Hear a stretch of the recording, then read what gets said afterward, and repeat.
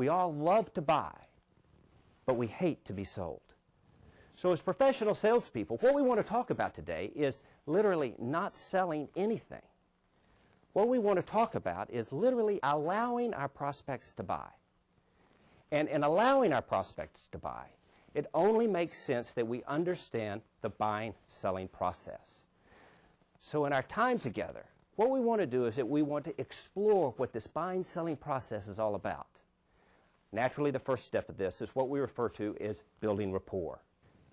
What can we do to build that rapport?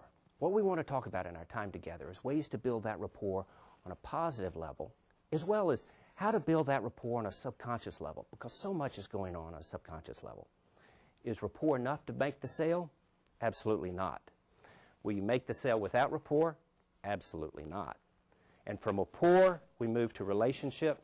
Relationship, we ultimately move to trust. And the real professionals out there ultimately develop that level of trust so that your prospects buy and buy and buy again. So once we complete the rapport step, then we move into what's known as the discovery step. And Neil Rackham, in his book Spin Selling, actually said that professional salespeople have a greater chance of success in selling directly proportional to the number of questions that they ask. You ask a lot of questions, you sell more product or services. You ask less questions, you sell less product and services. But basically, the professional salesperson lives in the discovery step. The professional visitor lives in the presentation step. What we want to do is that we want to start in discovery, and we want to complete discovery before we then move on to the presentation step. We'll be spending some time talking about the presentation phase, but I want to give you just one little teaser.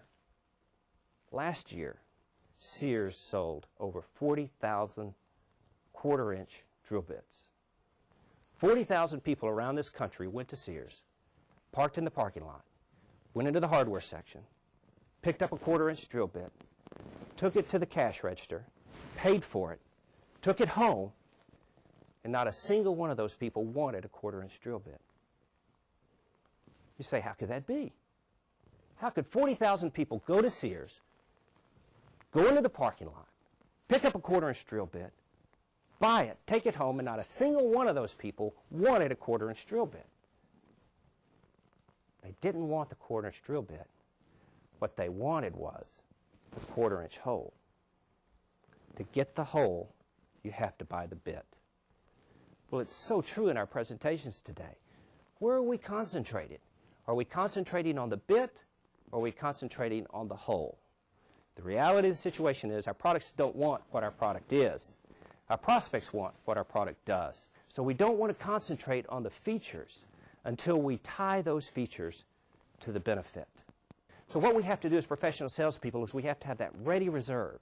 We have to know all types of features and benefit statements so we can pull out the ones that are specifically applicable to our client at that particular time. We'll be talking a lot about presentations today. PowerPoints, we'll be talking about evidence, we'll be talking about all kinds of ways to make those presentations live. However, we need to move on to the next step. So what we refer to, rather than the close, is what we refer to as the commitment. The commitment is a promise made on the part of your prospect that is determined in advance. Let me explain what I'm saying.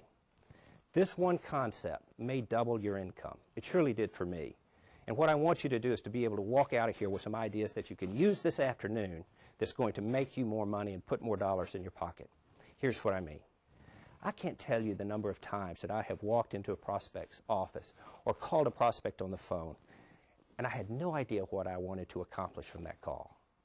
You know, it's amazing to me, even today, when I'll be getting out of my car in the parking lot, and I'll always ask myself this question as my feet touch the pavement, and that is, what do I want to have happen as a result of this call?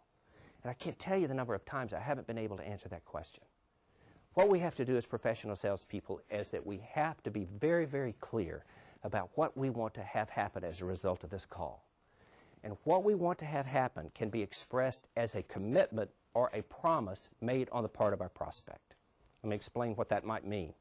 That may mean that at the end of this appointment, the prospect agrees to a fact finder, or a proposal, or to introduce you to the boss or the committee that's going to be making the decision, or a site visit. some type of promise made on the part of the prospect that moves the sales process forward. Then we move to the final step. The final step is what we refer to as the fulfillment stage. As Nito Cobain always says, it's not the first sale that's the most important. It's the next sale. Because the professional salespeople who truly make all the money are the ones who sell their prospects over and over and over and over again.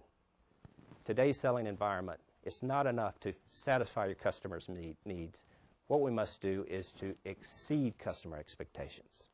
That comes from rapport, that comes from building relationships, that comes from ultimately building trust. It comes from satisfying your customers' needs once you understand what those needs are. And it comes from exceeding those expectations so your prospect wants to buy from you and buy again and ultimately refer you to other people who can buy from you. Literally, what we want to do is that we want to be selling to prospects when they want to buy, not when we need to sell something. That's the buying and selling process. Unless there are any questions, we'll move into the rapport phase.